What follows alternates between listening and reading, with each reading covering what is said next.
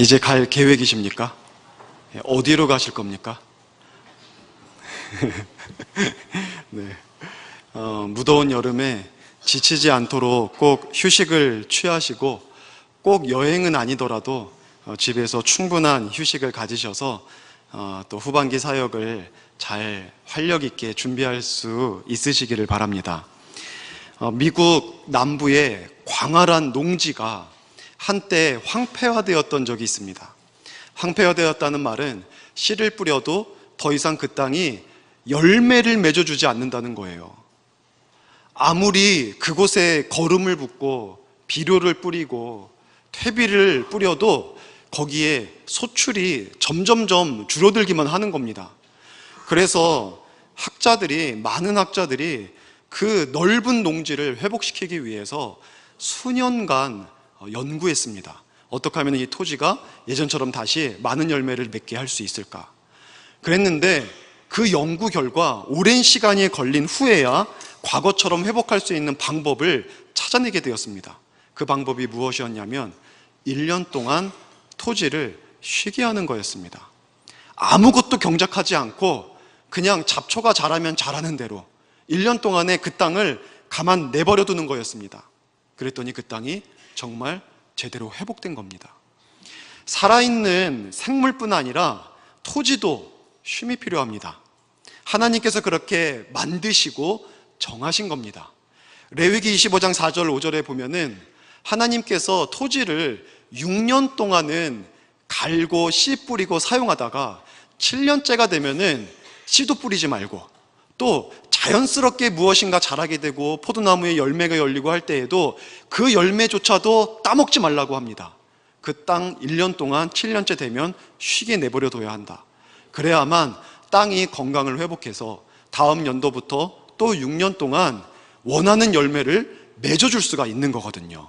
하나님께서 이러한 원리들을 정하셨습니다. 쉼이 있어야 토지도 회복이 돼서 변함없이 일할 수 있는 겁니다. 현악기를 보면은 현악기 이렇게 달고 하고서는 이게 키는 게 활이잖아요. 저도 바이올린 했었습니다. 이게 활인데 이 활을 보관할 때 보면은 이 활줄을 풀어놓습니다. 풀어서 팽팽한 거를 풀어서 활이 휘지 않도록.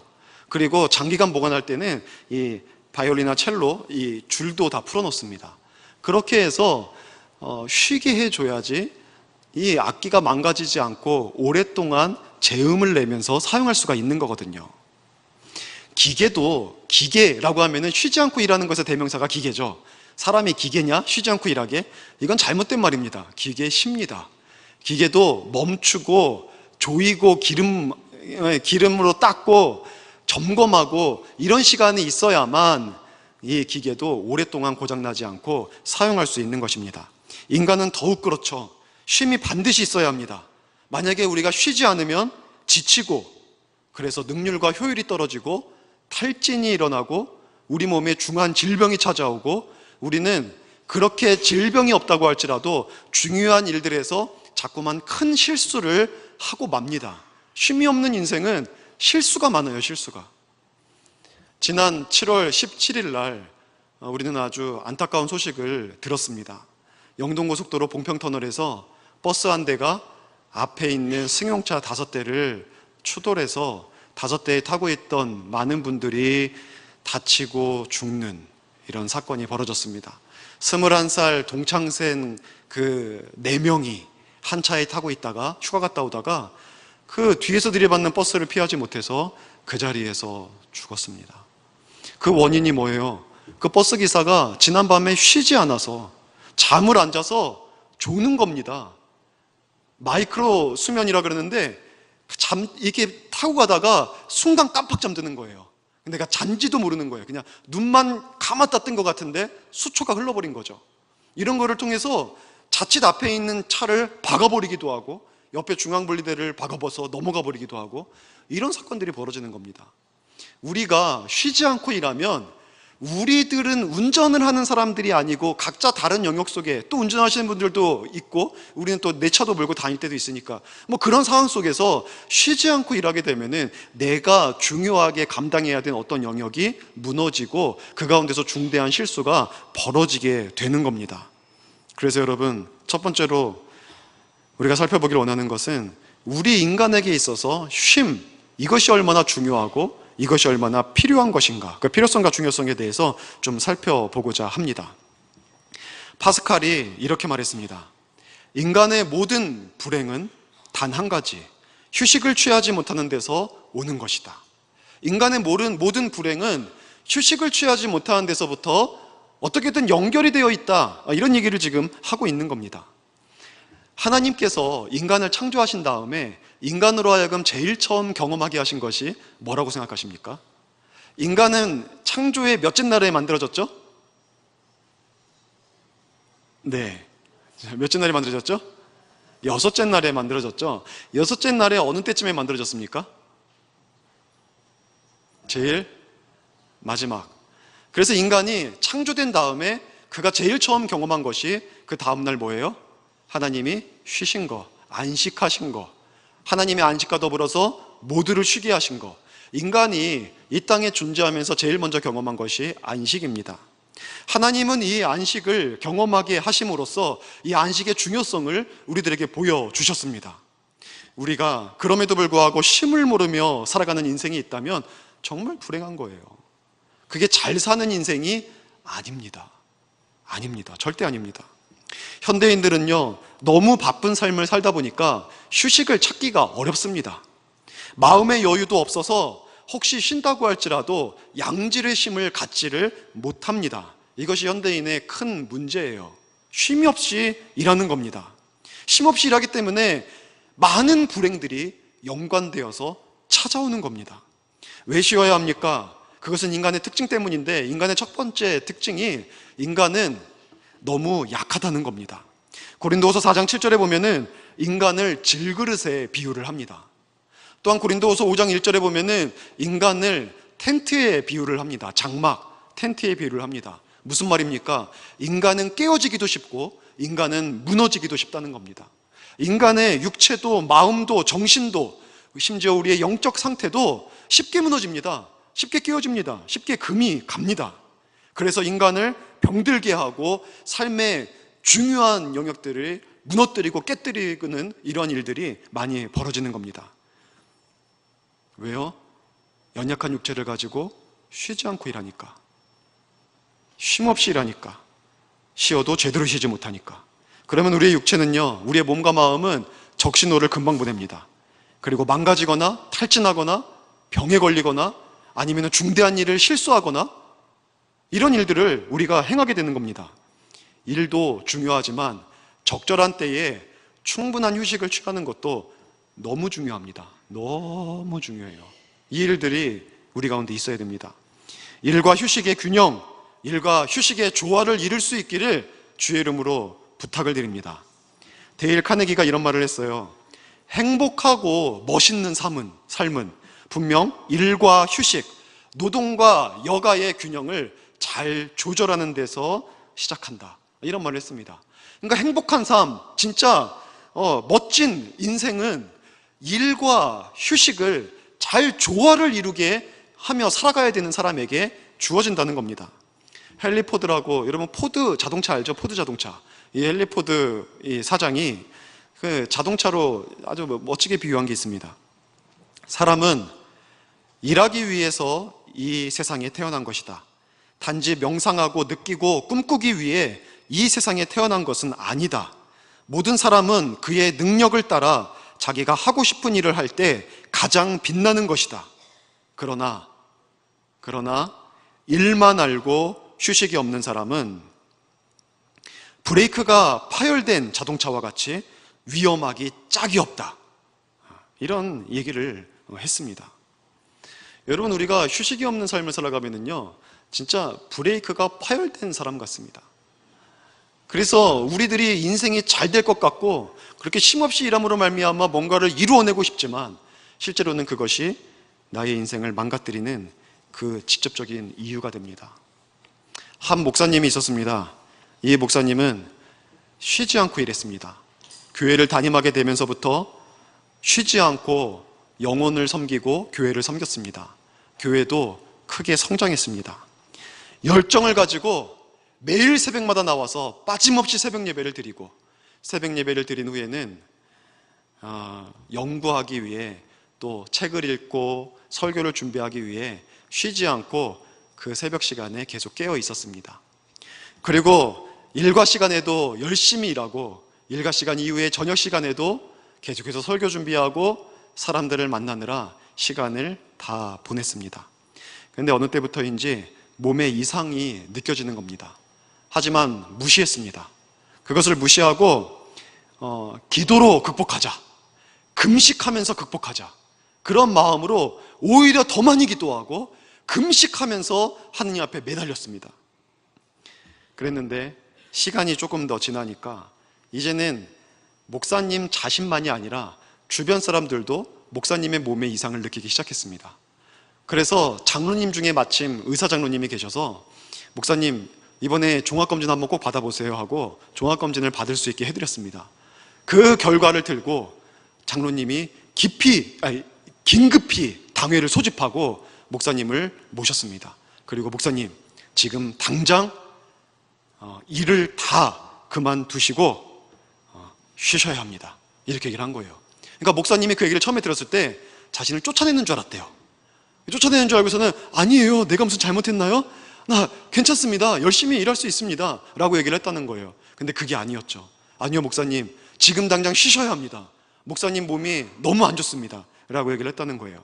하도 설득을 하니까 목사님이 그러면 다음 주부터 쉬겠다, 다음 주부터, 그렇게 얘기를 한 겁니다. 그러니까 주변에 있는 장로님들이 아닙니다, 당장 오늘부터 지금부터 쉬셔야 합니다. 그렇지 않으면은 오늘 하루를 쉬지 않으면 나중에 1년 쉬는 것보다 훨씬 더 몸에 큰 무리가 됩니다 라고 해서 쉬기 시작했다는 거예요. 그 뒤로 한 달은요 요양만 했습니다. 아무 사역도 안 하고.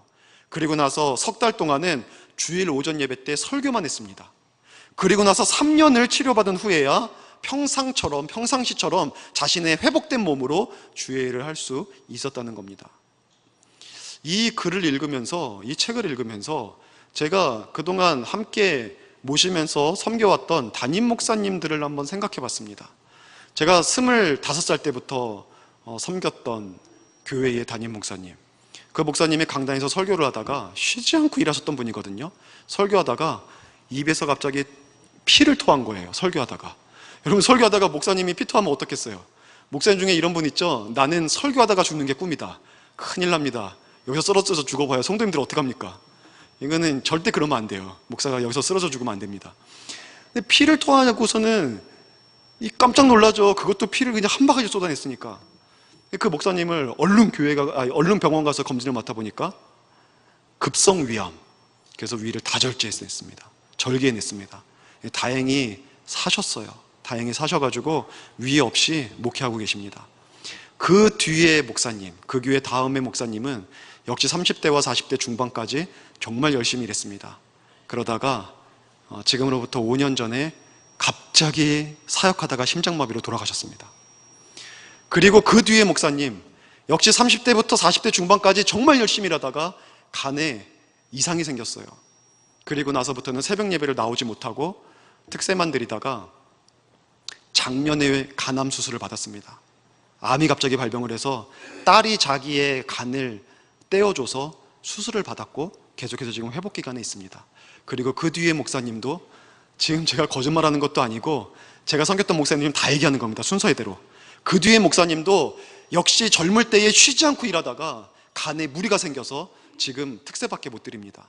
그리고 여기 오기 전에 있었던 교회 목사님, 그 목사님도 역시 안 쉬어요, 안 쉬어. 새벽 예배 끝나면 절대 안 쉽니다. 나와서 계속 일을 하시고 저녁 늦게까지 일하시고, 부흥회를 인도했다가 돌아오셔도, 저녁 집회까지 저 밑에서 돌아오셔도 다음날 새벽 예배 나와서 앉아 계십니다. 해외 나가서 선교지를 가가지고 선교를 하고 돌아오셔도, 저녁 비행기 타고 새벽에 들어오셔도 그날 새벽에 기도회에 꼭 앉아 계세요. 이분도 암 수술을 한번 받았고 지난주에 두 번째 암 수술을 받았습니다. 폐를 절제해냈어요. 폐를. 갑자기 발병이 돼서. 그래서 제가 어제 통화를 하면서 목사님 이젠 좀 쉬세요. 이젠 좀 쉬세요. 새벽 예배에 목사님 그만 나가세요. 그랬더니 목사님이 그래야겠지. 나 이제 내가 폐가 없어서 기력이 그만큼 없는 거야. 남은 2년 동안 사역 잘하려면 내가 조절해야 되는데 그 시간 조절해야 될 것 같아. 잃고 나서 그런 말씀 하시더라고요. 쉬지 않고 일하는 것을 선이라고 믿는 한국교회에서 쉬지 않고 일한 결과 우리는 사랑하는 목사님들을 많이 잃었습니다. 옥하는 목사님, 쉬지 않고 일하다가 중만 병을 얻고 돌아가셨습니다. 하용조 목사님, 이중표 목사님, 저 모교회가 낙원제일교회인데 거기 최병현 목사님, 인천에서 큰 교회입니다. 암수술을 거의 죽었다 하면서 암수술을 몇 번 받았는데 그래도 아직 목회하고 계세요. 아직 하나님이 살려주셔가지고. 여러분, 쉬지 않고 일한다는 게 선이라고 생각하십니까? 하나님은 인간을 쉬어야지 일할 수 있는 존재로 창조하셨습니다. 그럼에도 불구하고 우리는 쉬지 않고 일하는 것을 미덕이라고 생각하고 그것을 충성이라고 생각을 하고 그것을 선이라고 생각합니다. 아니요, 성경에는요 열심히 진리를 삼키지 않도록 하라라는 말씀도 있어요. 우리들의 그 열심이 오히려 진리를 삼켜버리는 역사도 나타내는 거예요. 무조건 열심히 쉬지 않고 일하는 것, 이거는요 선이 아닙니다. 하나님은 인간을 그렇게 만드시지 않았어요. 이게 어디 목회자만의 문제겠습니까? 우리 모든 한국 이 시대를 살아가는 모든 사람들이 다 이렇게 쉬지 않고 살고 있습니다. 직장에서 쉬지 않고 일하다가 몸에 중한 질병을 얻고, 사업을 일으키려고 쉬지 않고 일하다가 가족들이 떠나가고, 그런 분 봤어요. 10년 동안 사업을 일으켜서 이제는 매년마다 200억, 300억 아주 순이익만 그렇게 남기는 회사예요. 근데 아내가 남편한테 말을 일절 안 해요. 절대 대꾸를 안 합니다. 남편이 10년 동안 회사에만 매달렸어요. 회사에만. 그러니까 아내를 잃었어요. 아내를. 목사님, 제가 한 10년만 아내를 이렇게 잘 대하면 아내가 저한테 말을 다시 시작할까요? 여러분, 우리가 쉬지 않고 일하니까 가정도 잃어버립니다. 행복도 잃어버리고, 그것이 쉬지 않고 일하는 것들이 우리에게 주는 결과입니다. 쉼없이 일하는 열심을 하나님의 뜻이라고 생각하지 마십시오. 하나님은 쉼을 중요하게 생각하시고 친히 제정하셨습니다. 심지어 하나님은요 쉼이 필요가 없으신 분이에요. 그럼에도 불구하고 우리들을 쉬게 하시려고 친히 일곱째 날에 안식하시면서 우리로 하여금 반드시 쉬라 말씀해 주신 것입니다. 쉬는 것도요 하나님의 일입니다. 하나님의 일. 그리고 7일에 한 번 쉬는 게 얼마나 행복한 겁니까? 이 역사 속에서 유럽에서 열흘에 한 번 쉬는 걸로 한번 바꿔봤대요. 그러니까는 노동을 더 많이 해서 생산력을 높이려고 9일을 일하고 10일째 쉬자. 근데 그렇게 쉬고 나니까 사람들이 다 탈진해버리고 오히려 성과가 더 떨어지고 안 좋아지더라는 거죠.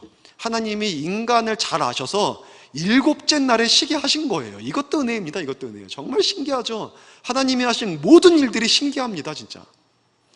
근데 이렇게 우리로 하여금 쉬게 하셔서 쉬는 것도 하나님의 일이란 말입니다. 김남준 목사님의 게으름이라는 책이 있습니다. 게으름이라는 거는 결국 쉬지 말라는 책 아니겠습니까? 근데 거기에도 이런 글이 있습니다. 육신과 영혼이 일로 인해서 많이 지쳤을 때는 잠시 몸과 마음을 쉬게 하는 것이 하나님의 일입니다. 이것이 하나님의 일이라는 거예요. 그럼에도 불구하고 사람들이 충분히 쉬고 안식하지 않는 이유가 무엇입니까? 첫 번째 이유는요, 자신이 하나님처럼 되려고 하는 마음이 있기 때문입니다. 완벽하고 싶어하고 철저하고 싶어하고 완전하고 싶어합니다. 사람들의 눈에 비칠 때에도 역시 이분은 다르다. 역시 우리 과장님은 달라. 역시 우리 부장님은 달라. 그래서 이렇게 고속 승진한 거야. 역시 우리 목사님은 달라. 한 번도 새벽 예배 빠지는 걸 본 적이 없어. 새벽 예배 끝나면은 늘 일하고 저녁에 가보면은 11시, 12시까지도 일해. 우리 교회 얘기는 아닙니다. 제가 그렇게 일하진 않습니다. 여러분, 그렇게 하면서 막 우리가 이렇게 말해주면은 내가 당연히 그런 사람이라는 것을 드러내고 싶어 하고, 사람은요, 미완성을 수용할 줄 알아야 됩니다. 하나님은 우리를 그렇게 만드셨어요. 그렇게 만드셨어요. 하나님처럼 되려고 하지 마십시오. 쉴 때 쉬어야 더 활력 가지고 일을 할 수 있습니다. 또한 두 번째로 우리가 쉬지 않는 이유는요, 세상이 쉼없이 일하는 것을 선이라고 생각하기 때문에 그렇습니다. 쉼없이 일하는 것을 당연하게 생각합니다. 특별히 한국 사람들은 더 그래요. 쉼없이 일하는 것이 너무 당연하다고 믿어요. 그래서 한국 사람들은요, 해외 어디를 가도요 정말 열심히 일합니다. 개미처럼 일합니다. 그래서 금방 성공하죠. 그래서 외국 사람들이 볼 때 한국 사람들이 그렇게 살아가는 것이 어리석어 보일 겁니다. 정말 열심히 일해요. 강희맹이라고 조선 초기에 문인이었고 최초 우리나라 농학자였던 분이 있습니다. 이분이 이런 말을 했어요.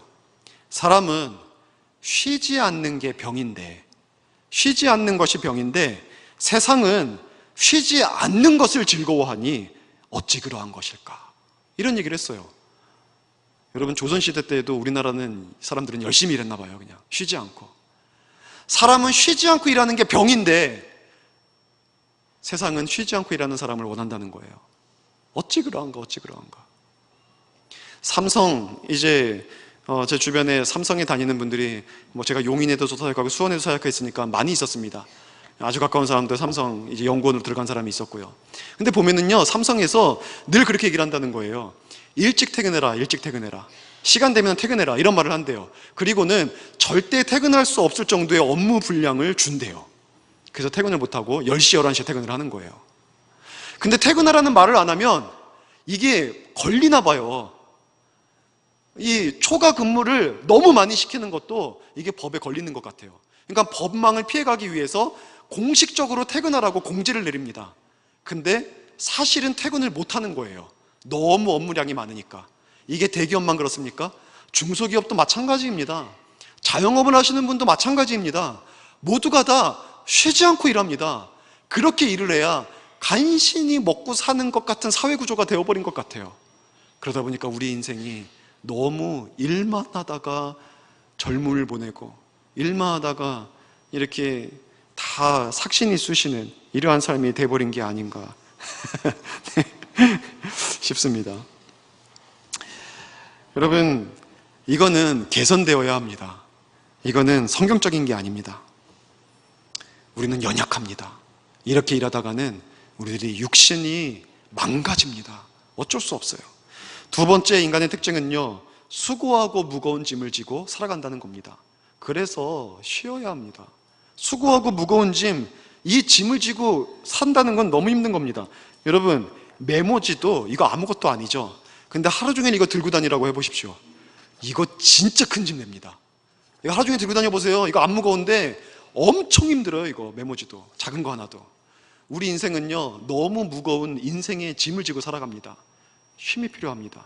그래서 예수님은 마태복음 11장 28절에서 수고하고 무거운 짐진 자들아 다 내게로 오라, 내가 너희를 쉬게 하리라. 예수님의 쉼은 여기에서는 안식을 의미하는데, 수고하고 무거운 짐 지고 살아가는 우리 인생들이 그리스도 안에서 쉼을 얻기를 하나님은 원하시는 겁니다. 또 오늘 마가복음 본문에서도 마찬가지죠. 예수님은 제자들에게 이렇게 말합니다. 31절에 보니까 너희는 따로 한적한 곳에 가서 잠깐 쉬어라. 이거는 육체적인 쉼, 한적한 곳에 가서 육체적인 쉼을 가지라고 말하고 있는 겁니다. 안식이든 쉼이든 이 휴식의 종류는 다양하거든요. 이것이 우리들에게 필요하다는 겁니다. 너무나 힘겨운 삶의 무게를 지고 살아가고 있으니까. 제자들도 지금 힘겨운 삶의 사역을 마치고 돌아왔거든요. 수고했거든요. 그러니까 예수님께서 쉬어야 된다, 쉬어라, 이렇게 명령하고 있는 겁니다. 제자들은요, 생각도 안 했어요. 쉴 생각 안 했습니다. 원한 게 아닙니다. 사실은요, 흥분 상태에 있어요. 왜냐하면 사역하다가 기적을 봤거든요. 사역을 하는데 병이 고쳐요. 병이 고쳐져요. 귀신이 떠납니다. 복음을 전하는데 사람들이 믿어요. 이런 것들을 보면서 너무 감격스러운 거예요. 그러니까는 이 감격 속에서 예수님께 와서 낱낱이 고하고 있는 중이거든요. 예수님 어떤 일이 벌어졌는지 아십니까? 병이 떠나갔어요.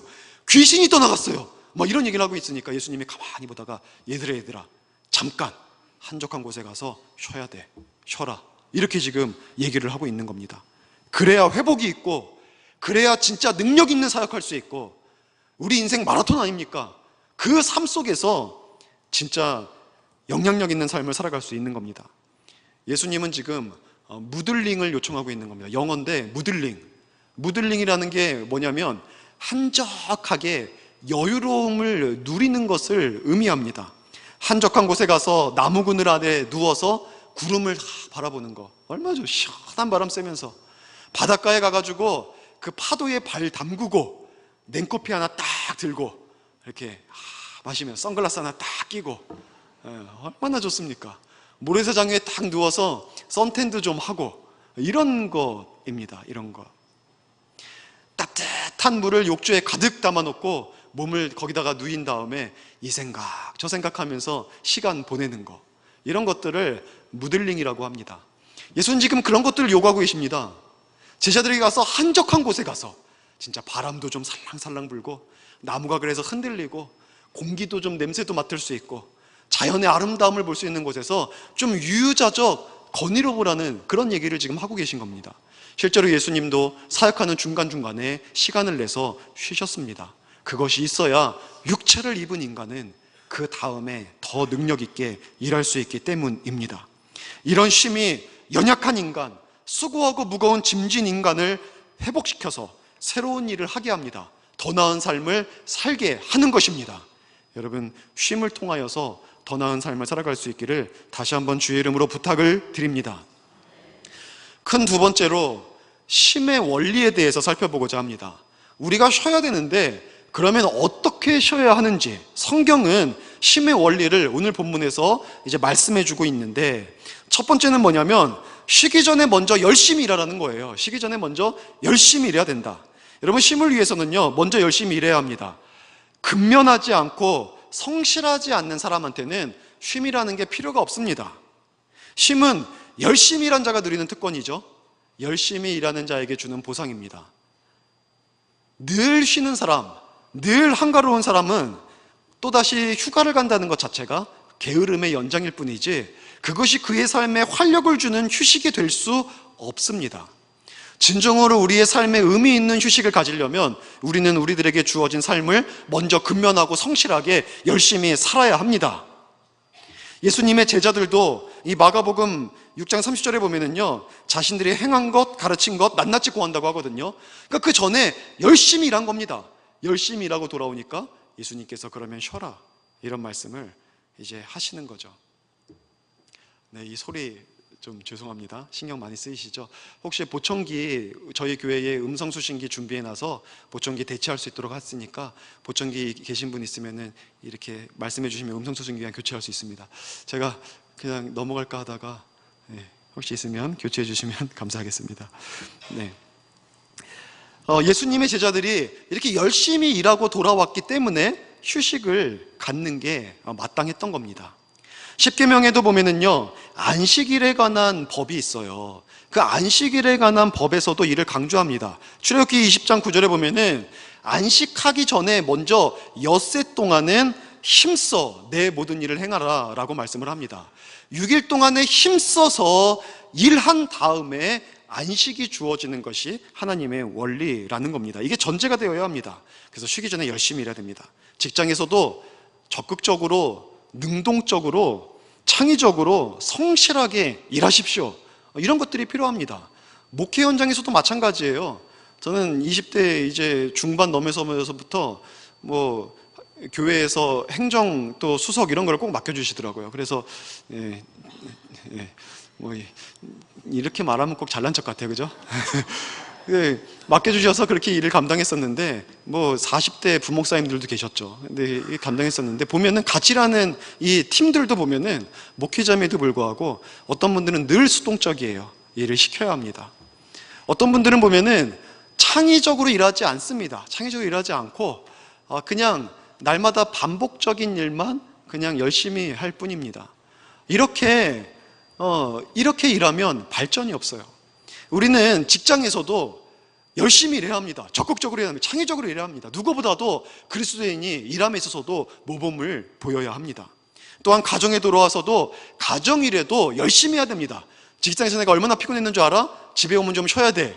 이러지 말고 프로테이지가 있습니다. 여러분, 직장에서의 내가 일하는 프로테이지와 가정에서의 내가 일하는 프로테이지 몇 %씩 하면 되겠습니까?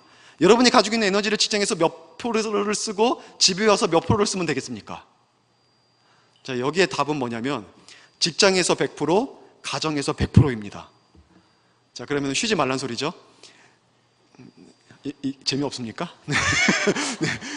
1부 때는 통했는데 직장에서도 100%를 우리가 힘을 다해서 일하고 가정에 들어와서도 100%를 힘을 다해서 일해야 된다는 겁니다. 내가 아무리 피곤해도 집안일도 보통이 아닙니다. 보통이 아니에요. 실제로 집안일을 한 달 정도 해봤는데 내가 나가서 돈 벌게, 이 말이 여기까지 막 올라와요. 올라와요.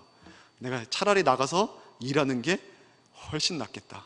표시가 안 나요. 표시가 열심히 일했는데도. 열심히 했는데 표시가 안 나요. 아침에 분명히 지저분해진 거를 다 치운 거거든요. 근데 또 새롭게 살다 보면 지저분해져요. 저녁에 들어오면은요, 다 치웠는데도 똑같아. 너무 힘들더라고요. 우리가 요즘은 여성분들도 직장인 생활하시는 분들이 많은데, 가정에 들어가서도 동일하게 이렇게 자녀를 돌보고 집안일 배분하고 같이 해야 됩니다. 저도 잘 못합니다. 요즘 또 더 못해서 요즘 시우가 저만 보면은 막 이렇게 매달립니다. 놀아달라고. 잘 못해요. 그런데 우리는 그렇게 해야 합니다. 교회에서도 열심히 주님께서 맡겨진 직분과 사역 속에 최선 다해서 섬겨야 합니다. 그리고 필요할 때마다 충분한 휴식을 취하십시오. 그리고 몸이 정말 쉬어야 된다라고 말하면 알잖아요. 그러면은 체면 이런 거 생각하지 마시고 쉬십시오. 그래야 일할 수 있습니다. 그래야 일할 수 있어요. 그래야 쉼이 진정한 가치를 갖게 되는 겁니다. 두 번째 쉼의 원리, 잠깐 쉬어야 합니다. 오늘 본문에서도 예수님은 잠깐 쉬라고 말하죠. 쉬는 것이 목적이 되어서는 안 됩니다. 쉼이 아무리 중요해도 쉼이 인생의 목적이 되어서는 안 돼요. 쉼은 우리의 삶을 위해서 필요한 거지 쉼 자체가 목적은 아니에요. 유럽은 보면은 휴가가 길다 그러죠. 막 한 달씩도 쉰다 그러는데 11개월을 열심히 일하는 이유가 한 달을 잘 쉬려고. 그래서 막 해외여행 11개월 벌어서 해외여행 다니면서 그 돈 다 쓰고 막 이런 삶의 목적이 쉼이에요. 휴식이에요. 이거는 잘못된 겁니다. 주객이 전도된 겁니다. 여러분, 문장 부호 중에 쉼표와 마침표가 있습니다. 여러분 생각할 때에는요, 쉴 때 쉼표를 찍어야 된다고 생각하십니까? 마침표를 찍어야 된다고 생각하십니까? 쉴 때는 마침표를 찍는 겁니다. 마침표를 찍어야 진짜 문장이 끝나고 쉬는 거지, 쉼표는요 끝난 게 아니에요. 계속해서 문장이 뒤에 연결되게 되어 있습니다. 여러분, 이것이 쉼표의 역설이에요. 쉼표는 우리에게 말해주는 게 이거예요. 아직 쉴 때가 아니다. 이거를 말해주고 있는 거예요. 아직 쉴 때가 아니다. 쉼표는 잠깐 콤마 찍고 그 뒤에 새로 완성시켜서 문장을 완성시켜 나갈 때 필요한 것이 쉼표지, 그것이 딱 찍고 이제 끝났다, 쉰다, 이게 아니란 말이에요. 우리 인생에 있어서도 마찬가지입니다. 쉼이라는 것은요, 그 자체가 목적이 아닙니다. 잠깐 숨을 고르는 시간입니다. 진짜 우리가 쉴 때가 있다면 우리들이 하는 모든 일들을 마쳤을 때, 그때는 진짜 마침표를 딱 찍고 쉬어야겠죠. 그러나 그 전에는 우리는 휴식을 통하여서 잠깐 쉬고 새로운 삶을 준비해서 나아가야 하는 것입니다. 만약 미국 남부의 그 넓은 광활한 이 농지가 황폐화되었을 때 10년을 쉬게 하고 20년을 쉬게 하고 30년을 쉬게 했으면 어떻게 됐겠습니까? 이 토지를 망가뜨리는 방법은 정말 쉬워요. 거기다가 돌을 갖다 쏟고 파헤치고 물을 붓고 이럴 필요가 없어요. 그냥 내버려 두면 망가져 버립니다. 쓸 수 없는 땅이 돼버리는 거예요. 그냥 놔두면 돼요. 이게 1년이면 회복이 되는 건데 10년 두고 20년 두면은 땅을 버리는 겁니다.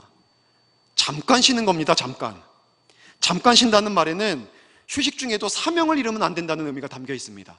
내가 쉴 때에도 쉼 자체가 목적이 아니라 내가 하는 일이 내 중심 속에서 계속해서 있어야 되고 더 나은 이 삶을 위해서 준비하는 시간이 되어야 하는 겁니다. 그래서 마지막으로 우리 휴식의 원리, 잠깐 쉬는 휴식은 내일을 위한 쉼이 되어야 합니다. 내일을 위한 쉼. 쉼 자체의 목적이 아니라 쉼은 목적을 가지고 있어야 되는데 더 나은 내일, 활기찬 삶을 위해서 쉬는 겁니다. 삶에는 충분한 휴식이 반드시 필요합니다. 그러나 그 휴식 이후에는 여러분, 게으름의 유혹이 상당히 크게 우리에게 다가옵니다. 월요병 생기죠. 주일날 쉬고 나면은 월요병이 생겨요. 게으름의 유혹이 생깁니다. 연휴가 길어지면 연휴 후유증이 생깁니다. 그래서 추석이 지나고 구정이 지나면 오랫동안 쉬고 싶어하는 마음이 우리 가운데 들게 되는 겁니다. 그것이 이거예요. 쉬면 계속해서 쉬고 싶어하는 마음. 아니에요. 우리가 쉬는 이유는 더 나은 삶을 위해 활력을 얻기 위해 쉬는 거예요.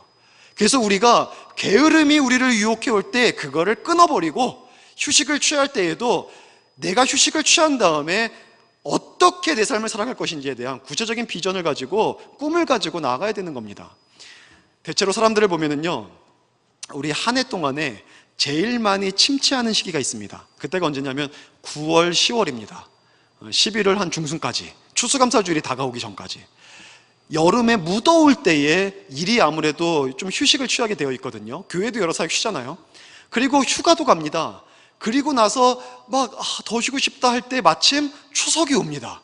그래서 추석 때 푹 쉬고 나면은 완전히 침체로 쭉 들어갑니다.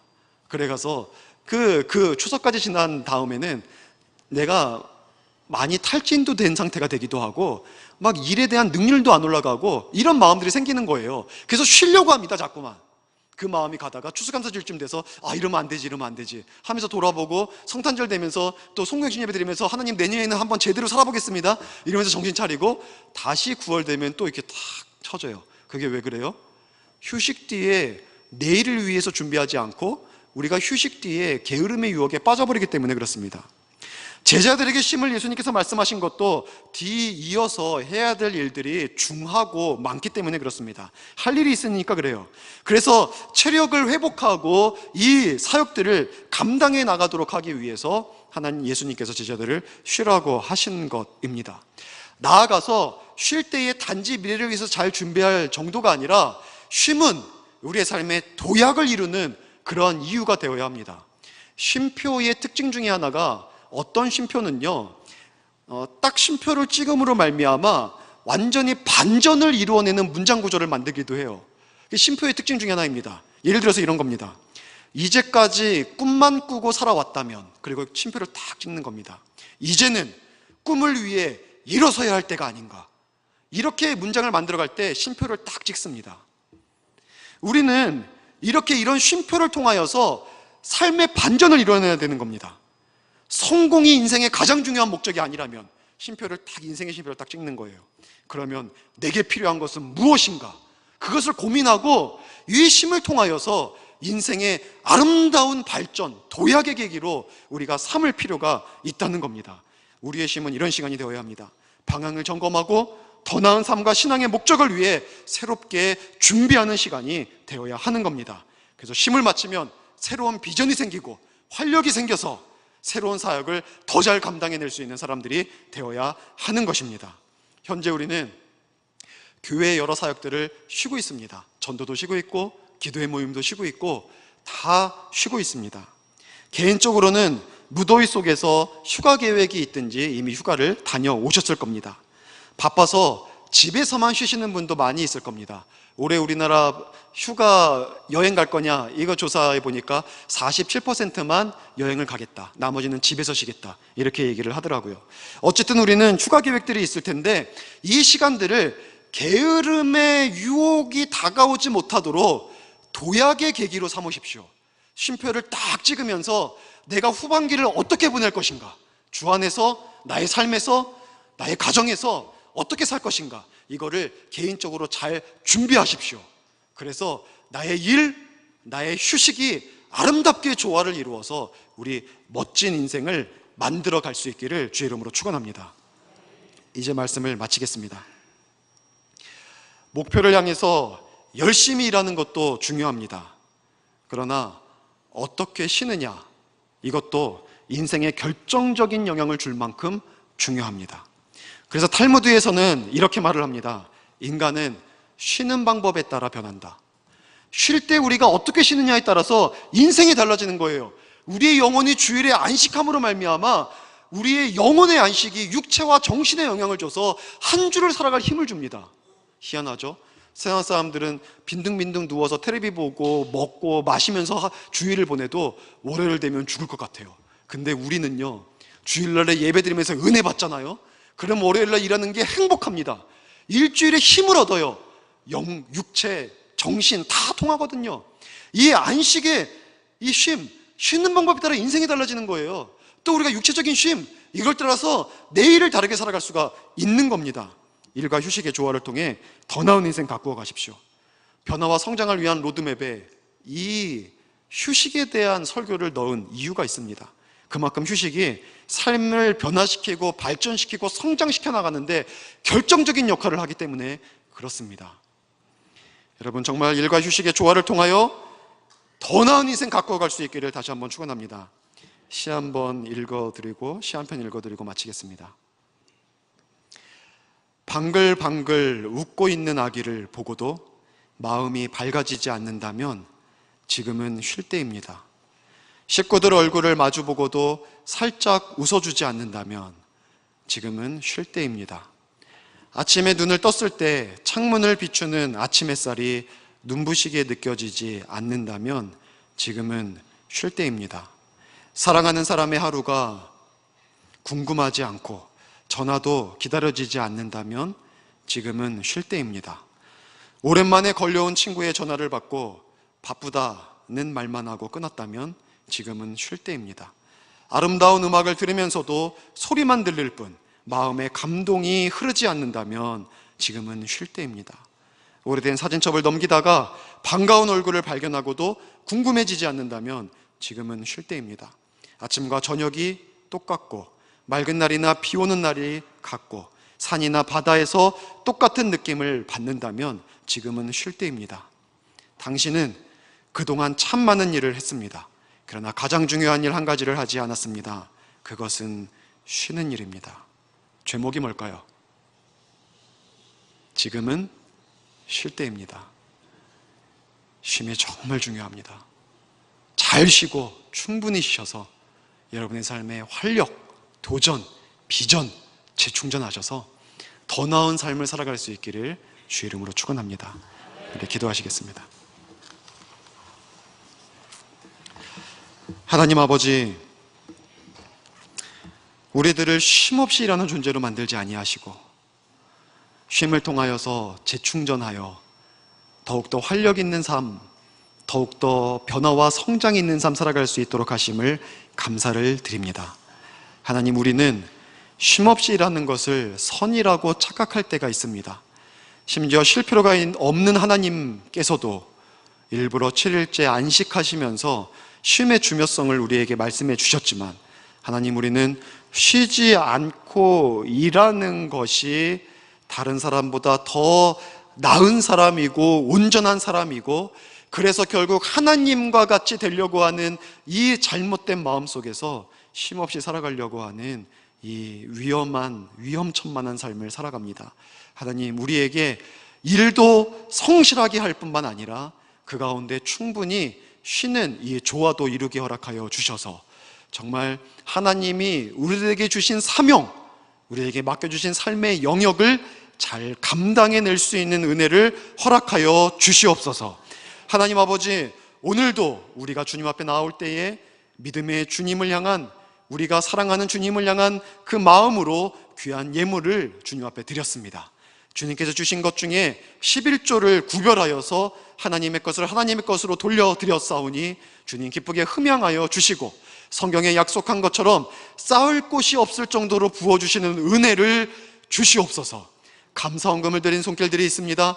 감사로 주님을 영화롭게 한 그 손길들마다 삶에 더욱더 많은 감사의 제목들이 넘쳐나게 허락하여 주셔서 삶의 기쁨과 행복이 있게 하여 주시옵소서. 여러 가지 목적 헌금을 드렸습니다. 주님의 몸된 교회와 사역을 위해서 드렸사오니 쓰여지는 곳곳마다 영혼이 살아나고 하나님의 나라가 확장되어지고 그리스도의 이름이 전파되어 수많은 영혼들이 주님 앞에 돌아오는 역사를 베풀어 주시옵소서. 주일 주정 헌금 기쁘게 받아주시사 하나님 아버지, 오늘도 드림이 있는 심령 위에 하나님의 큰 축복이 임하게 허락하여 주시고, 이번 한 주 동안 살아갈 때에도 주님의 동행하심으로 말미암아 우리가 큰 은혜 속에서 감사하며 살아갈 수 있게 허락하여 주시옵소서. 감사드리며 예수님의 이름으로 기도드려 싸움나이다. 아멘.